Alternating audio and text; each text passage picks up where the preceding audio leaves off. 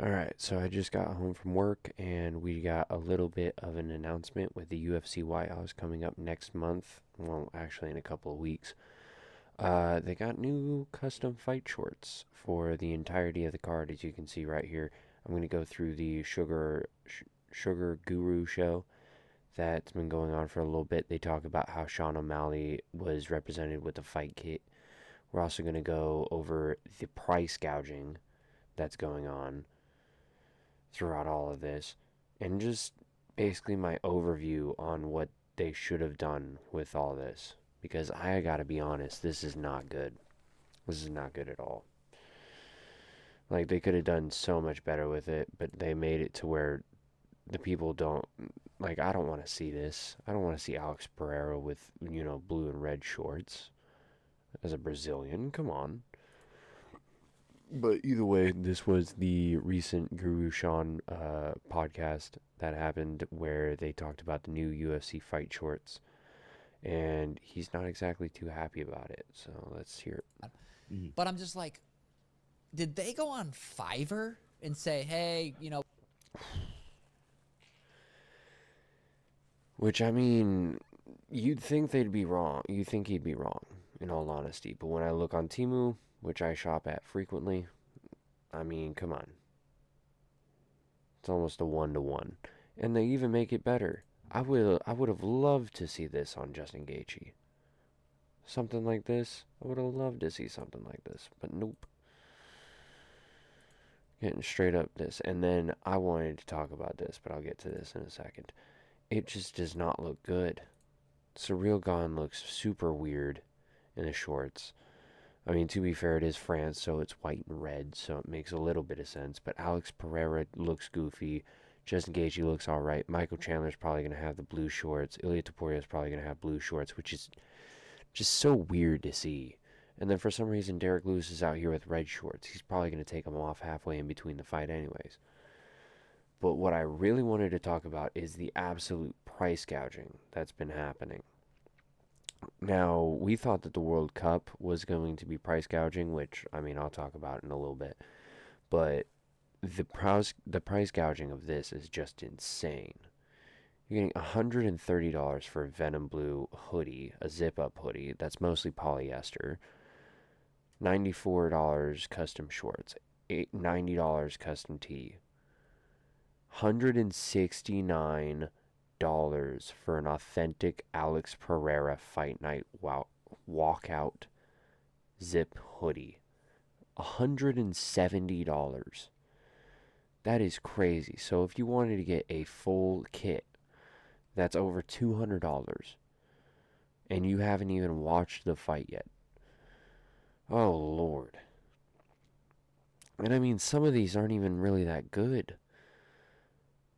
Like, Gons kind of looks alright. But then you see, like, Justin Gaethje, it's not centered. O'Malley, it's not centered. Lewis looks about the worst. But it, man. Santos looks alright. Zahabi looks alright. I might actually get the Zahabi one, I'm not gonna lie. I won't, because it's $114, but if it's like $15, Hawkett one's fine. But, like, dude, look at this. I mean, $230 for a fucking weigh-in t-shirt. Holy fuck.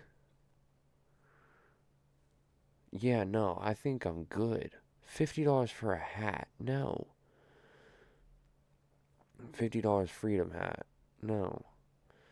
Like, this just looks absolutely out of this world. They shouldn't have done this. What they should have done is they should have done American kits for the Americans. Styled it up a little differently in between the fighters. Let the creativeness of the fighters get into it. And then give the ones outside of the U.S. a different kit. Make it U.S. versus the world. This is what we kind of wanted. We wanted every single fight to have one U.S. fighter on there, and then somebody from another nation, and then following out with a title fight of an American versus somebody else. We got that in Justin Gaethje Topuria. We don't have that in the co-main. We have, I guess, technically two Americans in Amy and Zahabi and Sean O'Malley. Michael Chandler, Mauricio Hoofy, two Americans, Derek Lewis, Josh Hokett. But it does not look good.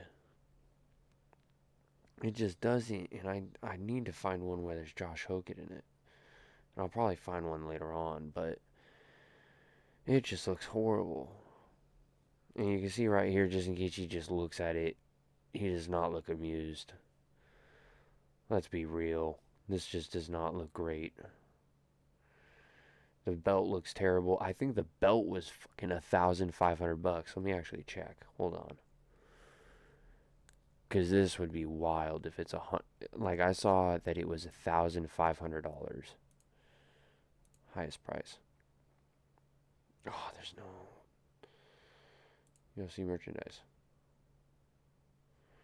There's a UFC belt that's fucking $1,500, and it's crazy to think that somebody would be buying that. Now, to be fair, I have my own that I spent like $200 on, but that's because I was in Vegas and I decided to buy it. I'm not buying it for this one event that's going to be overshadowed by controversies up the wazoo. Because let's be real, we're going to think that this guy right here is not going to be doing some shit leading up to the fight. Really? Come on. Alex Pereira going up to heavyweight. Surreal gone right here, looking juiced with white shorts on. Lord Almighty. All right. But either way, this is just my take on it. I mean, I think it's absolutely terrible. I think they could have done a lot better.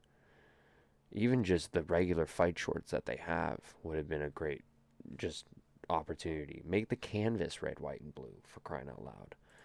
But anyways, this is just my little breakdown of it. I guess I'll catch you guys in the next video. Peace.